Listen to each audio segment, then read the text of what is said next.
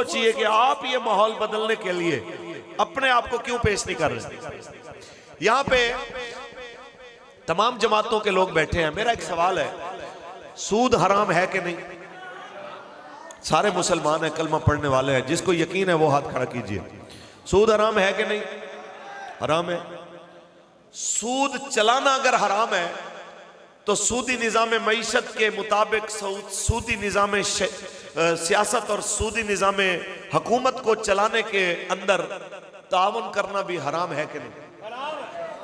तो पाकिस्तान की 76 साल तारीख में तकरीबन तमाम बड़ी सियासी जमातें इस सूदी निज़ाम को चला भी रही हैं, इसको प्रमोट कर भी रही हैं। बल्कि मुझे अच्छी तरह याद है कि मियाँ साहब के पिछले दौरे हुकूमत में नून लीग की तरफ से एक सदर थे ममनून हुसैन, अब दुनिया से रुखसत हो गए हैं, मालिक जाने उनके साथ क्या हुआ। तो उन्होंने एक बात की कि मौलवियों कोई फतवा दें, किसी तरीके से कोई राह निकालें कि सूद हलाल करें, कि मसला ये है कि हमारी जो मईशत है वो सूद के बगैर चल नहीं सकती। तो मुझे अच्छी तरह याद है कि किबला बाबा जी ने जुमे में फरमाया था कि खुदा के बंदे ये सोचो, जिस कुरान के अंदर मुसलमान के लिए माँ बहन बेटी हराम की गई है ना, उसी कुरान के अंदर ही कहा गया है वहल्लल्लाहुल बैअ व हर्रम रिबा, कि अल्लाह ताला ने तिजारत को हलाल किया है और सूद को हराम किया है।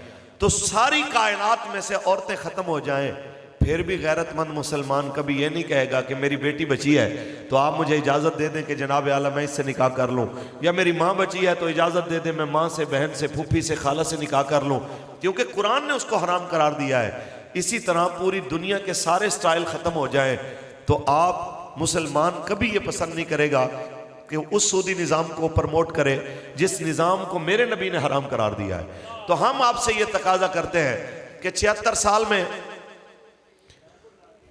कम से कम 30 साल 35 साल हमने मियाँ साहब का दौर देखा, कभी वजीर आला की शक्ल में, कभी वजीर आजम की शक्ल में। हमने 10 साल तकरीबन खान साहब का दौर देखा, KPK के अंदर 10 साल से भी ज़्यादा उनकी हुकूमत रही, और विफाक के अंदर भी पौने 4 साल रहे। तो यही सूदी निज़ाम इसी के तहत चलते रहे। हमने पीपल पार्टी का भी दौर देखा सिंध के अंदर जुज़वी तौर पे, और मुल्क के ऊपर भी देखा 2-3 दफ़ा। तो यही सूदी निज़ाम, अब अगर वही चेहरे हमें आके दोबारा कहें कि अल्लाह ने अगर खिदमत का दोबारा मौका दिया तो हम इंशाअल्लाह ये कर देंगे। तो यार कुछ तो बंदे को ये सोचना चाहिए कि भाई आप वही कुछ करेंगे ना जो आपने तजर्बा किया है। हम आपसे ये कह रहे हैं आज भी मौका है, हम जो भी सियासी जमात आ जाए, वो नून लीग आ जाए, वो PTI आ जाए, वो पीपल पार्टी आ जाए, हम कहते हैं जी हम अपनी सियासत खत्म कर देते हैं, हम आपके पीछे खड़े हो जाते हैं। हमारा सिर्फ एक मुतालबा है, आप उस रास्ते पे चलें जो रसूलुल्लाह ने बताया।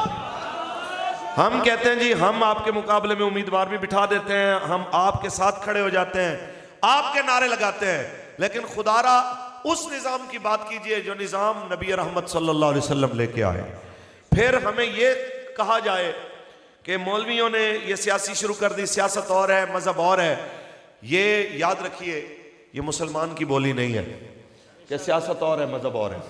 किबला शाकिर साहब, अल्लामा जमील शरपुरी साहब, अल्लामा इमरान साहब, मखदूम अंजुम साहब और भाई अबू बकर साहब, हाजी साहब के सारे बेटे, सबकी मौजूदगी में मैं एक बात आपको पूरे वसूख से कहता जाऊं कि ये इसलिए ज़्यादा शिद्दत के साथ जुमला बोला गया कि 70 की दहाई में सिर्फ 7 मौलवी असम्बली में गए, और जब बाहर निकले तो कादियानियत को काफिर करार दिलवा के वापस आए। जब से कादियानियत असम्बली के अंदर शिकस्त खा चुकी है, तब से उन्होंने एक ही प्रोपेगेंडा अपने चमचों के जरिए, मीडिया के जरिए कराया कि मौलवियों के सियासत से क्या काम है, मजहब का सियासत से क्या काम है, मजहब वालों का सियासत के अंदर दमल दखल होता ही नहीं है।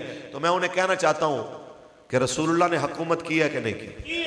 हुजूर से बड़ा मजहबी कौन हो सकता है? हुजूर से बड़ा दीन समझने वाला कौन हो सकता है? हुजूर ने हुकूमत की, सैयदना सिद्दीक़ अकबर ने, फारूक आज़म ने, उस्मान गनी ने, मौला अली ने, मौला हसन ने हुकूमत की। और अगर हुकूमत के ऊपर बैठा हुआ बंदा राह हक से हट जाए, ये कह के बंदा हुजरे में नहीं बैठ जाता कि हम शरीफ लोग हैं, हमारा सियासत से क्या ताल्लुक है। मौला हुसैन से बड़ा ना तो दीन समझने वाला क़यामत तक आ सकता है, ना मौला हुसैन पाक से बड़ा कुरान समझने वाला आ सकता है। मौला हुसैन यजीद की सियासत के खिलाफ, उसकी हुकूमत के खिलाफ, उसके रियासती जबर के खिलाफ मैदान में निकले, ताकि क़यामत तक आने वाले पीरों मुरीदों को पता चले कि जब भी अपने दौर के यजीद के खिलाफ खड़े होने का वक्त आए तो फिर मुंह छुपा के हुजरों के अंदर घुस नहीं जाना, बल्कि इस तरीके को याद रखना है